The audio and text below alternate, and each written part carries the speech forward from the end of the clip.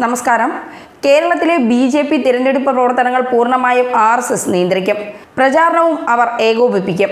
20 മണ്ഡലങ്ങളിലും ആർ.എസ്.എസ്. നിയമിക്കുന്ന ഒരു സംയോജകനും ഒരു സഹസംയോജകനും ഉണ്ടാകും. നിയമസഭാ മണ്ഡലത്തിലും പഞ്ചായത്ത് തലത്തിലും ഇതേ മാതൃകയിൽ ആർ.എസ്.എസ്. നേതാക്കൾക്ക് ചുമതല നൽകും. ബി.ജെ.പി. എ ക്ലാസ് മണ്ഡലങ്ങളായി കണക്കാക്കുന്ന 5 ഇടങ്ങളിൽ മുതിർന്ന ആർ.എസ്.എസ്. നേതാക്കൾക്കാണ് ചുമതല.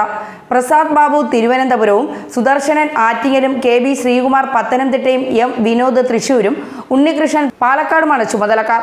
സാമ്പത്തിക കാര്യങ്ങളും ആർ.എസ്.എസ്. നിയന്ത്രണത്തിലാണ്. 5 ബൂത്തുകൾ ചേർന്ന് രൂപവൽക്കരിച്ച ഓരോ ശക്തി കേന്ദ്രങ്ങൾക്കും ഒരു മുഴുവൻ സമയ പ്രവർത്തകനെ നിയമിക്കും. പ്രവർത്തനങ്ങൾ ഏകോപിപ്പിക്കുക, നിരീക്ഷിക്കുക, നേതൃത്വത്തിന് റിപ്പോർട്ട് ചെയ്യുക എന്നിവയാണ് ചുമതല. പാർലമെന്റ് മണ്ഡലം ചുമതലക്കാരുടെ നേതൃത്വത്തിൽ അവലോകന ആലോചന യോഗങ്ങൾ തുടങ്ങി. മുഴുവൻ സമയ പ്രവർത്തനങ്ങൾക്കുള്ള പരിശീലന ക്യാമ്പ് ഈ മാസം ആദ്യം എറണാകുളത്ത് നടന്നു. മുതിർന്ന ആർ.എസ്.എസ്. നേതാക്കളാണ് ക്ലാസുകൾ എടുത്തത്. പിന്നീട് ന്യൂഡൽഹിയിലും ഇവർക്ക് പ്രത്യേക ക്ലാസുകൾ ഉണ്ടായിരുന്നു. പ്രധാനമന്ത്രി നരേന്ദ്രമോദി, അമിത്ഷായും ഇതിൽ പങ്കെടുത്തു. ന്യൂസ് ഡെസ്ക് കർമ്മ ന്യൂസ്.